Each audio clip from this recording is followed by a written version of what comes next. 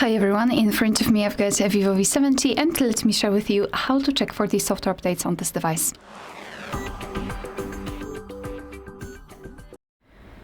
So first of all, make sure that you've got the internet connection because it is required, and simply for checking you can use Wi-Fi or mobile data. But if you will decide that you'd like to download the update, I highly recommend switching to the Wi-Fi so you can omit some additional charges. So we've got the internet connection and now we can open the settings. Here, let's scroll all the way down and find System Update. So let's tap on it. And basically, right now, after tapping on it, your device will check for the software updates. And you can meet two different scenarios. So this is the one where your device finds the update. So it will show you the information about it, what has been fixed, what has been added. Here we've got the notes, etc. So you can either tap on download if it is not downloaded.